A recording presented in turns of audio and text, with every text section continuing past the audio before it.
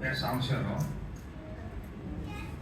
బిఎస్ఎన్ఎల్లో పనిచేసి రిటైర్ అయ్యాం. అంటే నాకు కూడా బిఎస్ఎన్ఎల్లో చేశారు కాబట్టి ఆయనకి నాకు బిఎస్ఎన్ఎల్ చుట్టకం ఉంది. ఇదే కాక గుంటూరులో ఆయన ఇల్లు మా ఇల్లు బ్యాక్ టు బ్యాక్ ఇల్లు అనమాట అండి. సొంత ఇల్లు ఆయన మొదట్లో గుంటూరులోనే కడుతున్నాడు సొంత ఇల్లు. అఫ్కోర్స్ ఆ టైంలో హైదరాబాద్లో పనిచేస్తే ఆ ఇల్లు కూడా నేనే దగ్గర నుండి కట్టించిన వాడు మొత్తం. అది మా ఇంటికి ఆ ఇంటికి మధ్యలో చిన్న ఇంటి గేట్ అడ్డాం. వీళ్ళంతా చిన్నపిల్లలు. ఆ గేట్ నుంచి మేము పొద్దుపూట మొహం కట్టుకోవడానికి లేచినప్పుడు ఇద్దరు కలిసి మాట్లాడుకుంటాను.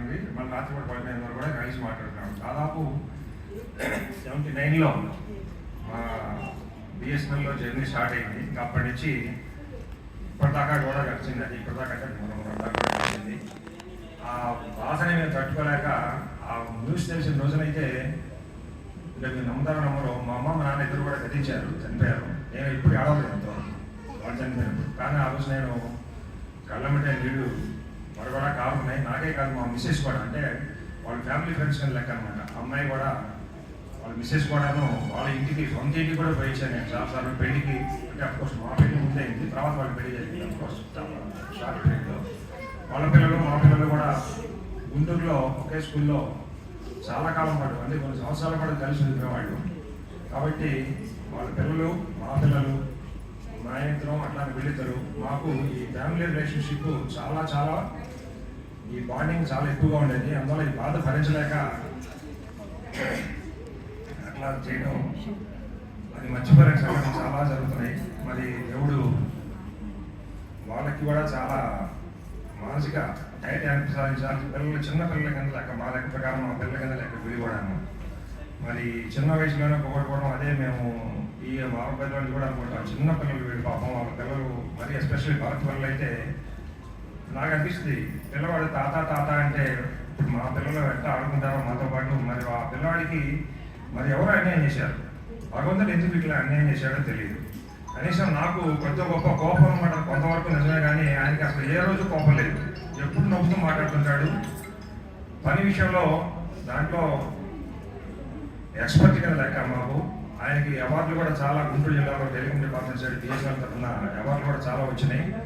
ఎందుకంటే బిఎస్ఎన్ఎల్ యాక్టివేషన్ గురించి చాలా మందికి ఇప్పుడున్న రిలేటివ్స్ కాబట్టి ఎక్కువ మంది మాకు తెలియదు కాబట్టి చెప్తున్నాను ఇవన్నీ. దాదాపు అక్కడ మేము కలిసి పనిచేసాం 15 ఏళ్ళు. తర్వాత మళ్ళీ హైదరాబాద్లో కలిసి పనిచేసాం. కొద్దికాలం ఆయన నార్త్ ఈస్ట్ వైపు పోయించాడు, కానీ మిగిలిన టైం అంతా దాదాపు కలిసే ఉన్నాం. ఇంకా చెప్పమంటే రాజమండ్రిలో ఒకే రూమ్లో మేము డిపార్ట్మెంట్ జాయిన్ అయిన మొదటి రోజు నుంచి దాదాపు 7.5 years ఒకే రూమ్లో కలిసి ఉన్నాం. 7.5 years.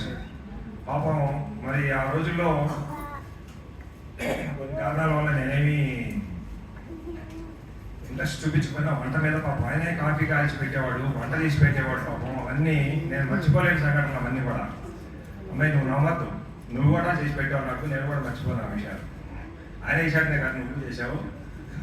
కాబట్టి మేము అసలు ఆ విషయాలు కూడా మర్చిపోలేనటువంటి సంఘటనలు. మొన్న మేము రాజమండ్రితో అక్కడ మా కామన్ ఫ్రెండ్స్తో మాట్లాడుతుంటే పాపం వాళ్ళు చాలా ఫీల్ అయ్యారు. అదే కాకుండా ఎంత అభిమానం అంటే ఆయనకి నేను దాదాపు డిపార్ట్మెంట్ మాకు ఇచ్చిన అవకాశం వల్ల ఏమో దాదాపు కనీసం 100-115 టౌన్స్ ఎదురగలిగాం మేము ఆ డిపార్ట్మెంట్ ఖర్చులతోటి. అంటే ఇన్స్టలేషన్ అంటారు దాన్ని డిపార్ట్మెంట్లో. ఇన్స్టలేషన్ వర్క్ చేయడానికి దాదాపు 110-15 టౌన్స్ తిరిగి కలిసి పనిచేసి the best pair in installation team అని రాజమండ్రిలో కానీ అఫ్కోర్స్ తర్వాత మిగిలిన చోట్ల చేసిన చోట కానీ మంచి పేరు సంపాదించుకున్నాడు. కానీ అలాంటి మంచి వ్యక్తి, టెక్నికల్ ఎక్స్పర్ట్. అదే కాకుండా ఇంకొకటి అఫ్కోర్స్ అది ఆ మంచితనమే మరి భగవంతుడు ఆయన్ని పీస్ఫుల్గా ఉంచేట్టు చేస్తాడు.